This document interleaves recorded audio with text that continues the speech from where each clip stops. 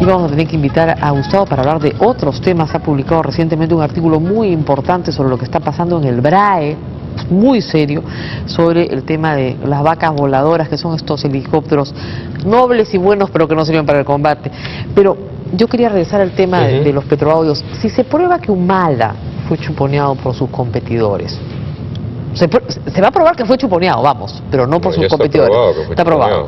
Pero por sus competidores, ¿qué efectos tendría esto en la presidencia de Alan García?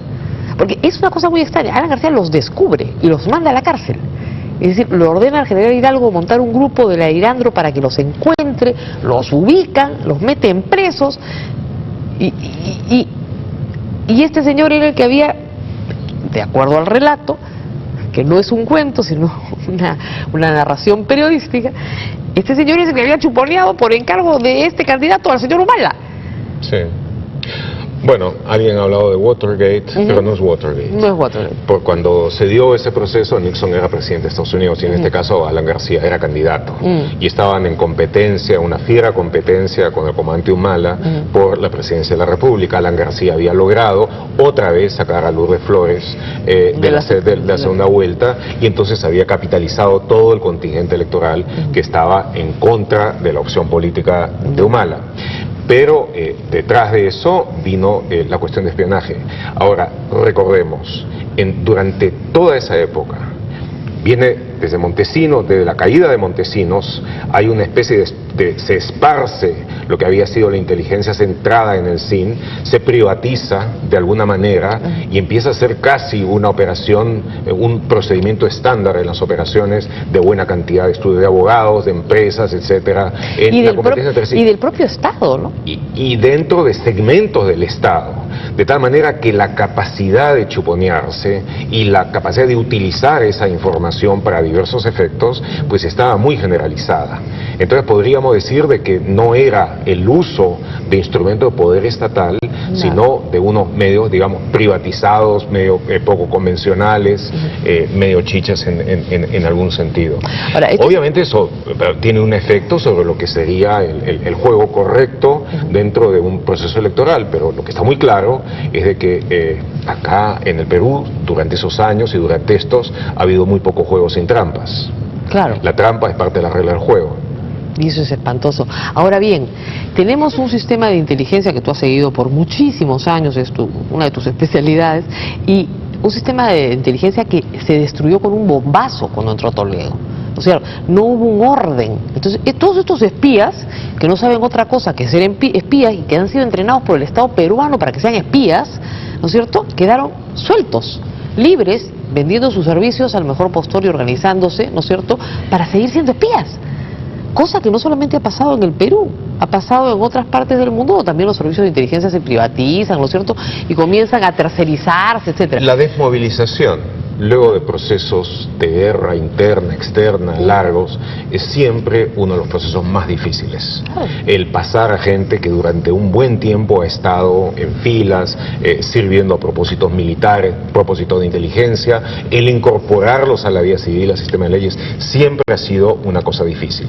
En el caso de de la transición muy imperfecta que hubo, del poco conocimiento finalmente sobre las cosas que tuvo Montesinos entre manos, sobre dónde quedaron buena parte de los aparatos, buena parte de los expertos, eso entre otras cosas hizo que llegaran a la vida civil y que empezaran a utilizar los instrumentos de inteligencia para diversos efectos. Pudo haber sido previsible, ¿no?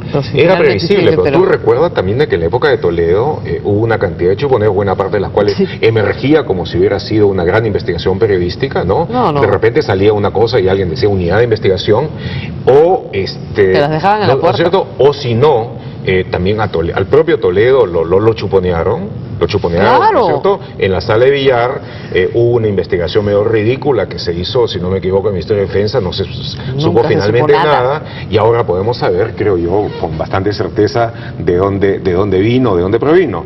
Pero el hecho concreto es que pues esto estaba generalizado, esparcido por todos lados y muy centrado en personas que habían estado en la Marina.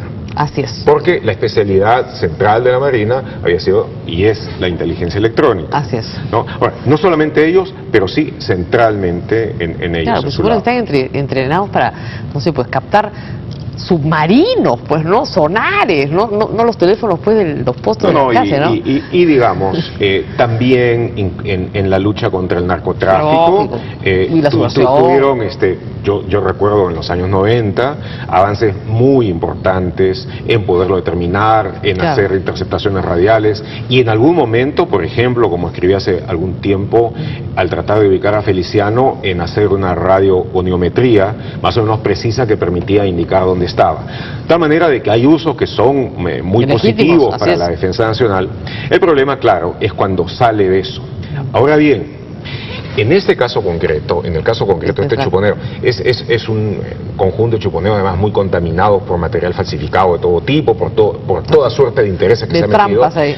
Pero lo que hay que decir es que de alguna forma, como los Vladivideos en su momento, que no fueron hechos por ningún propósito filantrópico, pero que sirvieron para desnudar la corrupción, en este caso también ha permitido tener una ventana muy interesante sobre una serie de cosas que sucedían. Y obviamente una de las razones por las que persiguieron a Vicente Stack, capturaron eventualmente a Ponce Fijó y a los demás, fue porque revelaron algunas cosas que le ardió mucho a alguna gente, ¿no? Que le ardió mucho y que no eran precisamente seguridad nacional. Así es. Muy bien, Gustavo, se nos ha acabado el tiempo, vamos a invitarte nuevamente y por supuesto esperemos la segunda parte de Petroaudios. Muchas gracias por estar con nosotros, vamos a una pausa y volvemos.